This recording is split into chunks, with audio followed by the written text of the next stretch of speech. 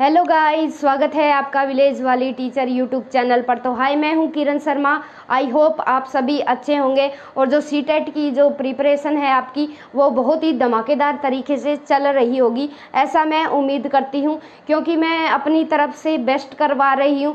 बाकी देखो, एक दो क्वेश्चन है हर बार वो बाहर से देखने को मिलते हैं जो किसी भी बुक में नहीं मिलते, हमें एनसीईआरटी में मिलते ना NIOS में मिलते, तो वो चीज़ अलग है, ठीक है। लेकिन हम अपनी तरफ से 100% देने का प्रयास कर रहे हैं और फ्री में आपको कक्षाएं दी जा रही है, ठीक है। आजकल क्या है, जो यूट्यूबर है, जो पुराने वाले यूट्यूबर है, वो सिर्फ यूट्यूब पे क्या है MCQs सोल्व करवाते हैं, लेकिन सिर्फ MCQ सोल्व करवाने से बिना कंटेंट को समझे हम क्या है किसी भी विषय में से क्वेश्चन नहीं निकाल सकते। तो चलिए हम बात करते हैं, ठीक है। XYZ चीज़ों को की बात यहाँ नहीं करेंगे, हमारा फोकस है सिर्फ हमारा जो टारगेट है वो सीटेट 2023 के ऊपर है, ठीक है, जो अगस्त में होने वाला है। तो क्या है, हमने टैलेंटेड बालक की बात कर ली, प्रतिभाशाली भी बोल सकते हैं, क्रिएटिव बालक की बात की, टैलेंटेड बालक की बात की, ठीक है। तो हर बच्चे की हमने यहाँ बात कर ली। विशिष्ट बालक के बारे में हमने जाना कि कोई भी बच्चा जो सामान्य से किसी भी श्रेणी में अलग कर रहा है या मानसिक रूप से पिछड़ा भी हो सकता है, तो अलग अलग क्राइटेरिया है। टर्मन के अनुसार हमने इंटेलिजेंस वाले चैप्टर में भी वहाँ जड़ बुद्धि बच्चा है, मूर्ख बुद्धि है, सामान्य है, सुपीरियर है, अति श्रेष्ठ है। NCERT और टर्मन का कंपैरिजन भी हम कर चुके हैं। तो कुछ चीज़ें क्या है, ADHD है, ठीक है, और ASD है, वहाँ से क्वेश्चन पूछे जाने लगे हैं, क्योंकि ये जो बच्चे हैं, ये बच्चे क्या है, मानसिक और शारीरिक रूप से किसी न किसी डिसऑर्डर का शिकार होते हैं और एक डिसऑर्डर दूसरे डिसऑर्डर के साथ कनेक्टेड होता है। जैसे हमने डिस्ग्राफिया पढ़ा, डिस्कैलकुलिया पढ़ा, तो ये चीज़ें हमने पढ़ ली है। तो ADHD के बारे में हम प्रीवियस वीडियोज़ में जान चुके हैं।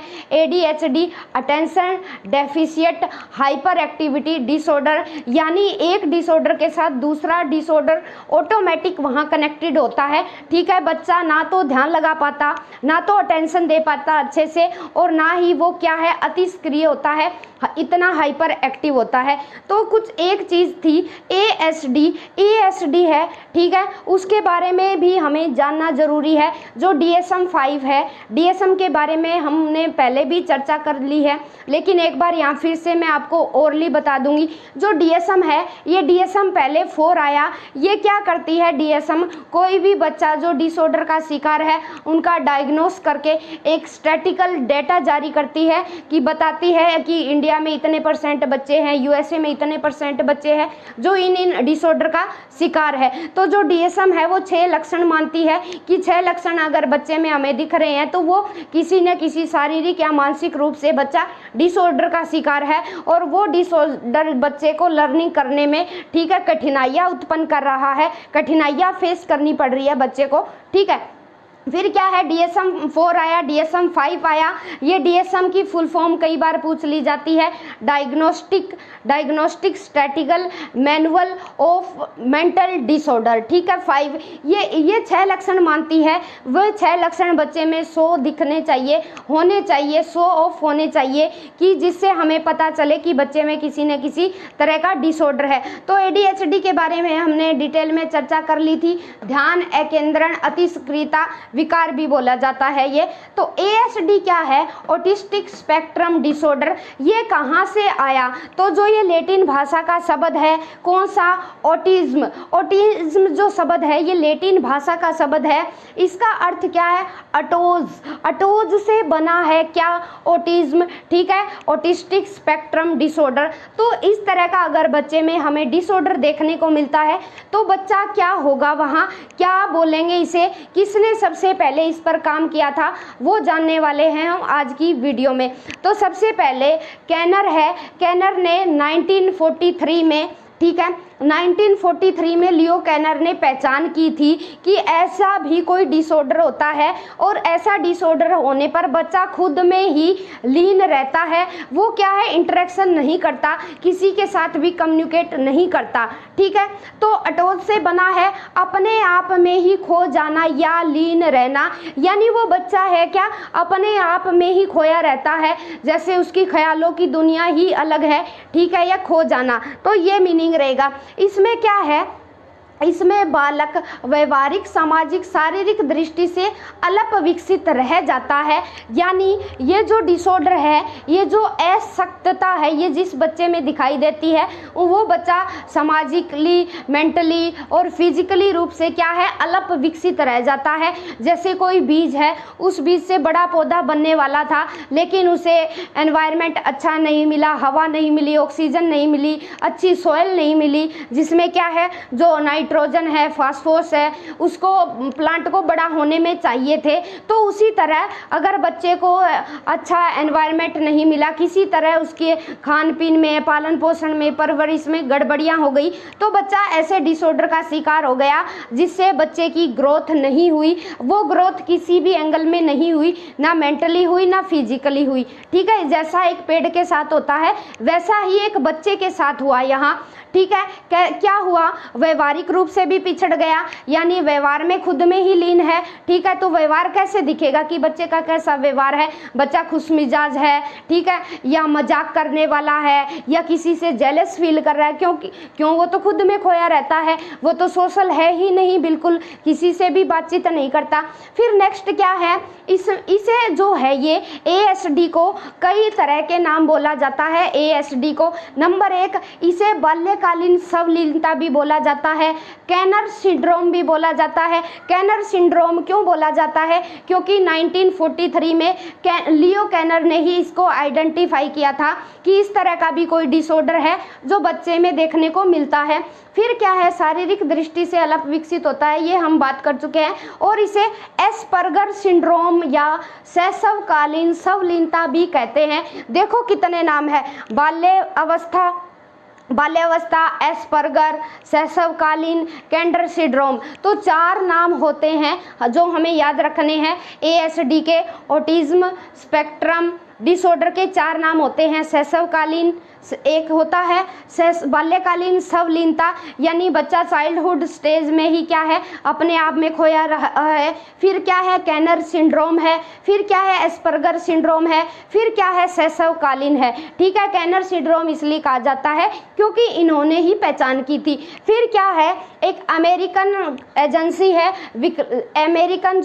है, अमेरिकन विकलांगता अधिनियम 1990 के अकॉर्डिंग ये क्या मानती है कि जो स्वलीनता है या स्वलीनता एक विकासात्मक विकलांगता है, यानी जब बच्चे का डेवलपमेंट हो रहा होता है तब बच्चा इस चीज़ का शिकार होता है। ठीक है, और क्या क्या इफेक्टेड होता है, वो उसका बच्चे का बिहेवियर, सोशल और जो फिजिकल है वो डेवलपमेंट हर तरीके से इफेक्टेड रहेगा है, जो मुख्य रूप से शाब्दिक और अशाब्दिक संप्रेषण एवं सामाजिक अंतःक्रिया को प्रभावित करता है। यानी जो अमेरिकन विकलांगता जो एजेंसी है वो क्या मानती है कि जो ASD है वो क्या है, कि ये मानती है कि एक ऐसा डिसऑर्डर है, एक ऐसा विकासात्मक विकार है जिसके कारण बच्चा वर्बली और नॉन वर्बली क्या है, समाज के साथ इंटरेक्शन नहीं कर पाता। ये मानना है अमेरिकन विकलांगता अधिनियम जो 1990 में आई थी कि बच्चा वर्बली और नॉन वर्बली दोनों तरीके से क्या है, बच्चा बातचीत करने में असमर्थ है, कहीं ना कहीं सिस्टम में गड़बड़ी है। फिर क्या है, कैनर ने इसे शिशुकालीन स्वलीनता कहा। स्वलीनता, स्वालीनता एक ही बात है, डिसऑर्डर। बीमारियों की जो अंतर्राष्ट्रीय संस्था है ये इसे क्या मानती है कि बच्चा जो है चाइल्डहुड ऑटिज्म का शिकार है। तो ये चीज़ें हमने जानी ASD के बारे में। तो ASD के विभाजन भी हुए, ठीक है, उनके बारे में भी जानेंगे। एक बार आप स्क्रीनशॉट ले लीजिए। और जो शैशवकालीन हमारी संवलीनता है ना, इसे अगर इंग्लिश में हम याद रखना चाहें तो इसे बोलेंगे इन्फेंटाइल ऑटिज्म। ठीक है, इन्फेंसी होती है, इन्फेंसी हमें सबको पता ही है, शैशवावस्था होती है। तो मे भी आपने स्क्रीनशॉट ले लिया होगा, फिर मैं इरेज कर दूंगी। तो चलिए बात करते हैं हम ऑटिज्म कितने प्रकार का होता है, जो ASD जो ऑटिज्म है वो कितने प्रकार का होता है। तो जो DSM है, DSM ने ऑटिज्म को 3 टाइप में बांटा है। नंबर 1 क्या है, क्लासिक ऑटिज्म। इस ऑटिज्म में क्या होता है, संप्रेषण में केवल विकास होता है। ये कहना है कैनर का कि जो बच्चे की जो कम्युनिकेशन स्किल है ना, वो थोड़ी बहुत डेवलप हो जाएगी। ये नहीं कि बच्चा पूरी तरह फ्लो और फ्लुएंसी में बोल रहा है, ऐसा नहीं होगा। बच्चे का जो विकास है वो थोड़ा बहुत होगा। किस चीज़ का, बच्चे की कम्युनिकेशन स्किल का, किस में, क्लासिक ऑटिज्म में। फिर नंबर 2 क्या है, एस्पर्गर जो डिसऑर्डर है उसमें क्या होगा, बच्चे का सामाजिक व्यवहार में कमज़ोर होगा। यानी जो बच्चा है वो सोशल इंटरेक्शन नहीं करेगा, एक दूसरे के साथ बिल्कुल भी इंटरेक्शन नहीं करेगा, सामाजिक व्यवहार में बिल्कुल ही कमज़ोर होगा। किस में, एस्पर्गर में। फिर 3 क्या है, परवेसिव में क्या है, तीसरा जो टाइप है, दोनों तरह की जो लक्षण है, जो करेक्टरिस्टिक्स है, जो विशेषताएं हैं, संप्रेषण में केवल विकास और सामाजिक व्यवहार में कमज़ोर, ये दोनों जो मेथड है यहाँ मिक्सिंग पाई जाएगी। कौन से में, परवेसिव में। ठीक है, याद रखेंगे, परवेसिव में दोनों की मिक्सिंग पाई जाएगी। एस्पर्गर में सामाजिक व्यवहार में कमज़ोर रह जाएगा बच्चा, और जो क्लासिक ऑटिज्म है उसमें केवल बच्चे की जो कम्युनिकेशन है ना, बच्चे की जो कम्युनिकेशन है उसमें केवल क्या है, थोड़ा बहुत डेवलपमेंट होगा। अब बात ये सामने आती है कि जो बच्चा ASD का शिकार है उसको हम पहचानेंगे कैसे, क्या लक्षण होने चाहिए बच्चे का। तो सबसे पहले जो बच्चा है वो बहुत ही कम बोलता है। कौन सा बच्चा, जो ASD का जो शिकार है उसके लक्षण है बहुत कम बोलेगा, बहुत कम बोलना। ठीक है, अब सामाजिक व्यवहार ही नहीं आ रहा बच्चे को तो बहुत कम बोलेगा, और अगर बोलेगा भी तो क्या है, हकला कर बोलता है बच्चा। क्या है, हकला कर बोलता है, हकला कर बोलता है। ये लक्षण हो गया, हम यहाँ पहचान कर रहे हैं ASD बालक की। 1 मिनट दोबारा से लिख देती हूँ ताकि आप अगर नोट्स बनाएं और स्क्रीनशॉट ले तो कोई दिक्कत ना आए। तो अब जो हमारा जो है ASD बच्चे की पहचान कैसे करेंगे। ठीक है, पहचान कह लीजिए, या क्या लक्षण होते हैं बच्चे के, क्या लक्षण होते हैं। तो नंबर 1 क्या है, बच्चा कम बोलता है। एक बार मैं फटाफट लिख देती हूँ, बच्चा कम बोलता है। ठीक है, अगर बोलेगा तो हकलाकर बोलेगा, हकलाना। भावनाएं व्यक्त नहीं करता, भावनाएं व्यक्त नहीं करता, ना तो खुद की करता और ना दूसरों की समझता, ना दूसरों की समझता। ठीक है, क्या है, जो ASD जो बच्चा है, जो ASD जो बच्चा है उसमें क्या है, अगर उसकी हमें पहचान करनी होगी, बच्चा एक तो कम बोलता होगा, दूसरा क्या है, अगर बोलेगा तो हकला के बोलेगा। ठीक है, फिर दूसरा क्या है, भावनाएं व्यक्त नहीं करता, ना तो खुद की जो भावनाएं हैं उनको बताएगा और ना क्या है, दूसरों की समझता यहाँ बच्चा। ठीक है, जैसे अगर बोल रहा है तो जैसे वो एक फिल्म है शाहरुख खान की, तुम मेरी हो किरण। ठीक है, तो उस टाइप का डिसऑर्डर होता है, भावनाएं व्यक्त नहीं करता, ना दूसरों की समझता है और चेंज को एक्सेप्ट नहीं करते। ये चेंज होता है, कोई भी चेंज को एक्सेप्ट नहीं करेगा, चेंज को स्वीकारेगा नहीं, स्वीकारेगा नहीं। ठीक है, चेंज को स्वीकारेगा नहीं ऐसा बच्चा। ठीक है, नंबर 4 क्या है, क्या बात आती है नंबर 4। ठीक है, स्माइल नहीं करता। क्या है, स्माइल नहीं करेगा ये बच्चा, स्माइल नहीं करेगा, चेंज को स्वीकारेगा नहीं, स्माइल नहीं करेगा, भावनाएं व्यक्त नहीं करेगा, नज़र नहीं मिलाता। 5 नंबर यहाँ लिख देती हूँ, नज़र नहीं मिलाता। ठीक है, एक बार ये आप स्क्रीनशॉट ले लीजिए, फिर आगे इरेज करके लिखना पड़ेगा। मे भी आपको नीचे दिखाई नहीं दे रहा होगा, ठीक है। तो आपने ये स्क्रीनशॉट ले लिया होगा, ऊपर वाले मैं इरेज कर रही हूँ।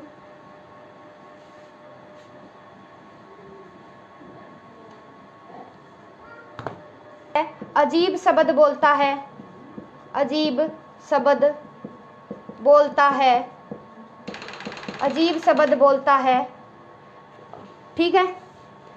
फिर क्या है, अजीब शब्द बोलेगा बच्चा, ये वाला जो बच्चा, ठीक है। उदासीन रहेंगे, उदासीनता होती है, उदासीनता होती है इसमें। एकांतवासी होते हैं, एकांतवासी होते हैं, ठीक है।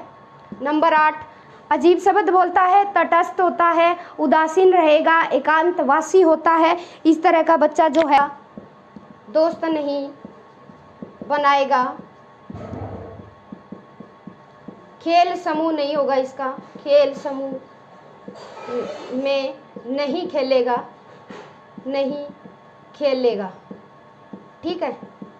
तो ये कुछ 8 लक्षण थे जो ASD जो बालक है, जो ऑटिज्म स्पेक्ट्रम डिसऑर्डर का शिकार है जो बच्चा, उसकी हम पहचान कर सकते हैं इन 8 लक्षणों के माध्यम से। और ये लक्षण किसने दिए हैं, ये DSM में ही दिए गए 8 मेथड से जो ASD जो बच्चा है उन बच्चे की हम पहचान कर सकते हैं। नंबर 1 पढ़ा कि बच्चा क्या है, बहुत ही कम बोलता है, जो कम्युनिकेशन स्किल है, जो सोशल स्किल है बच्चे की बिल्कुल भी अच्छी नहीं है। अगर बोलेगा हकला कर बोलेगा, अपनी भावनाएं प्रकट नहीं करेगा, अपने इमोशंस बाहर नहीं निकालेगा, अपने इमोशंस बाहर नहीं निकालेगा और ना ही दूसरों को समझने का प्रयास करेगा। नंबर 3 हमने पढ़ा, चेंज नहीं स्वीकार करता, ये एक्सेप्ट नहीं करेगा, कोई भी चेंज हो गई है तो इसे मंजूर नहीं है ASD बालक को।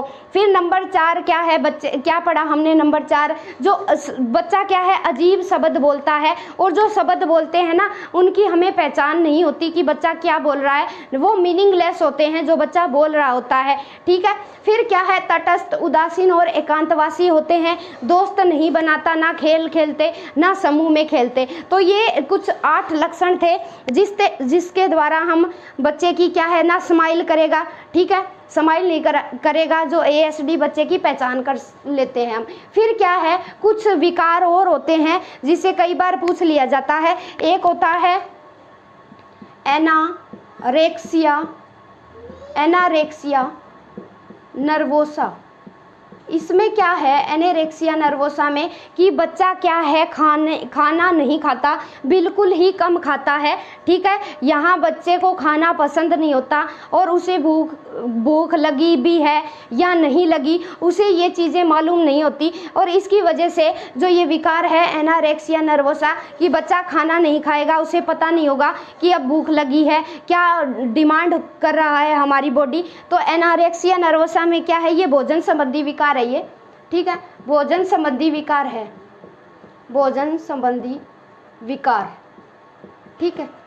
एनारेक्सिया नर्वोसा में भोजन नहीं करेगा, नहीं करेगा, ठीक है। एनारेक्सिया अगर नर्वोसा बच्चे में हो जाएगा तो ये फूड डिसऑर्डर है, बच्चा यहाँ खाना पसंद नहीं करेगा, चाहे उसके मनपसंद का भी भोजन क्यों न बना हो, ठीक है। तो ये बीमारी होती है, एक ये डिसऑर्डर होता है। फिर क्या है, बुलिमिया, क्या है, भोजन विकार है। बुलिमिया में बच्चा क्या है, भोजन ज़्यादा करेगा, भोजन ज़्यादा करेगा, खाना खाता ही रहेगा। बुलिमिया में क्या है, ये भी कई बार चीज़ें पूछ ली जाती है। एनारेक्सिया नर्वोसा में भोजन नहीं करेगा बच्चा, चाहे उसकी पसंदीदा चीज़ बनी भी रहे, ठीक है। फिर क्या है, बुलिमिया में भोजन ज़्यादा करेगा और ज़्यादा करने पर जब पचता नहीं है तो उल्टियाँ कर देगा, ठीक है, उल्टियाँ कर देगा जब बच्चा ज़्यादा खाना खा लेता है तो, ठीक है। बुलिमिया में भोजन ज़्यादा करेगा और जो खाना वो पचता नहीं है, ठीक है, जी मिचलाने लगता है बच्चे का, तो बिंज विकार, ये भी फूड से रिलेटेड है, बिंज विकार। बिंज विकार में क्या होता है, बिंज विकार में होता है बच्चा, यहाँ भी क्या है, बिंज विकार, इनमें थोड़ा सा माइनर सा डिफरेंस है, ये जानना ज़रूरी है। बिंज विकार में भी बच्चा क्या है, भोजन ज़्यादा करता है, भोजन ज़्यादा करता है और मोटापे का शिकार हो जाता है, मोटापे का शिकार हो जाता है, ठीक है। तो माइनर सा डिफरेंस है, इसको समझना ज़रूरी है। एनोरेक्सिया नर्वोसा भोजन नहीं करेगा बच्चा, चाहे बच्चे की पसंदीदा चीज़ या फेवरेट चीज़ क्यों ना बनी हो। और बुलिमिया में क्या होगा, भोजन बच्चा ज़्यादा करेगा और वो डाइजेस्ट नहीं हो पाता तो क्या है, वो उल्टी कर देगा। और एक जो बिंज विकार है, बच्चे को नहीं पता, खाता जा रहा है और बच्चे का जो फैट है, मोटापा बढ़ता जा रहा है। ठीक है, तो ये होते हैं 3 तरह के जो ये डिसऑर्डर है ना, ये खाने से संबंधित होते हैं। कई बार पूछ लिया जाता है, एनोरेक्सिया नर्वोसा को पूछ लिया गया है, तो में भी चांसेस है इनमें से भी पूछ लिया जाए कुछ चीज़। तो कई एक चीज़ और है यहाँ, अगर हम जान ही रहे हैं तो बच्चों के बारे में, एक होता है मानसिक रूप से पिछड़ा बालक। मानसिक रूप से पिछड़ा बालक, मानसिक रूप से पिछड़ा बालक। एक होता है मानसिक रोगी। ये दो जो टॉपिक है ये हमें कन्फ्यूजन क्रिएट करते हैं। ठीक है, एक होता है मानसिक रूप से पिछड़ा बालक, एक होता है मानसिक रोगी। दोनों ये चीज़ें अलग है, इसलिए यहाँ समझा रही हूँ, क्योंकि कई बार कन्फ्यूजन हो जाती है कि मानसिक रोगी और जो है मानसिक रूप से पिछड़े बालक, दोनों को हम एक समझ लेते हैं, इसलिए ये चीज़ यहाँ क्लियर करनी ज़रूरी है। तो मानसिक रूप से जो पिछड़ा बालक होता है ना, वो जन्मजात होता है। क्या जन्मजात होगा ये बालक, और इसका जो आईक्यू है, आईक्यू कम होगा। ठीक है, जो बच्चे की जो इंटेलिजेंसी है, आईक्यू कम होगी। और ये जन्मजात होती है, बच्चा जन्म से ही लेकर पैदा होता है। अगर बच्चे का आईक्यू 50 है तो 50 ही रहने वाला है, चाहे उसे कैसा ही माहौल दे दिया जाए, ये जन्मजात है, इसमें चेंज नहीं होगा। और लेकिन जो ये मानसिक रोगी होते हैं ना, ये मेंटली जो मानसिक रोगी होते हैं, ये ना किसी घटना, कोई किसी के जीवन में ऐसी घटना घटी जिससे बच्चा डिप्रेशन का शिकार हो गया, किसी घटना के घटित होने पर। ठीक है बच्चा, कोई ऐसी घटना घट गई, किसी घटना के घटित होने पर बच्चा डिप्रेशन में चला जाता है। ठीक है, डिप्रेशन में चला जाता है, जिसकी वजह से बच्चा क्या है, मानसिक रोगी बन बैठता है। तो यहाँ ये चीज़ क्लियर करनी ज़रूरी है, क्योंकि ये छोटे छोटे जो पॉइंट है, यहाँ से भी एक नंबर के क्वेश्चन उठा लिए जाते हैं। तो जो मानसिक रूप से पिछड़ा बालक होता है वो जन्मजात होगा और उसकी जो आईक्यू है वो कम होगी। ठीक है, जो एवरेज बच्चा है 90 से कम ही मिलेगी। जो मानसिक रूप से पिछड़ा होगा उसमें हम अपनी तरीके से कोई भी चेंज नहीं कर सकते। और जो मानसिक रोगी होगा वो किसी घटना के घटित होने पर, बच्चे के जीवन में कोई ऐसी दुखद घटना घट गई जिससे बच्चा डिप्रेशन में चला गया। ठीक है, और मानसिक रोगी का इलाज संभव है। एक समय तक बच्चा डिप्रेशन में रह रहा है, उसे अच्छा माहौल दे दिया जाए तो बच्चा कोशिश करेगा कि धीरे धीरे जो डिप्रेशन है, डिप्रेशन से बाहर आ जाएगा। लेकिन जो ये मानसिक रूप से पिछड़ा बालक है, हम इसकी चाहे हेरिडिटी चेंज करें,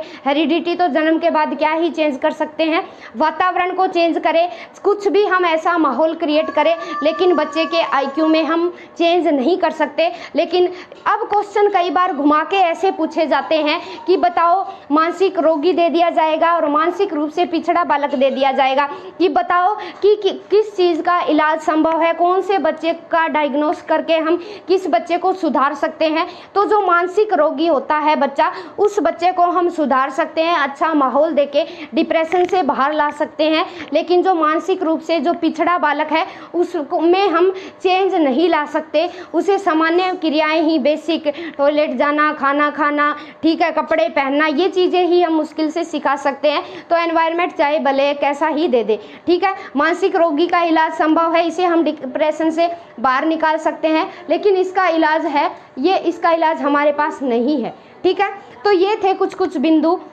यहाँ से काफ़ी क्वेश्चन पूछ लिए जाते हैं, सीटेट का नेचर है वो डीप हो गया है, आपको पता ही होगा, और साथ ही साथ आप स्क्रीनशॉट लेते रहें। तो ये जो हमारा मानसिक रूप से पिछड़े बालक है, तो लगभग हर चीज़ कवर करने की हमने कोशिश की है। ठीक है, जो सब्जेक्ट, जो साइंस, जो पेपर में आने वाली चीज़ें हैं वो हमने कोई भी स्किप नहीं की है यहाँ। तो कल हम NCF 2005 के बारे में डिटेल में जानेंगे, तो बने रहिए हमारे चैनल पर। आई होप मैं अपना बेस्ट दे रही हूँ, ठीक है, और आप भी हैंड रिटन नोट्स बनाते जा रहे होंगे। ठीक है, अच्छी तैयारी चल रही होगी आपकी। तो मिलते हैं कल नेक्स्ट वीडियो में। Bye bye, have a nice day guide NCF 2005 के साथ।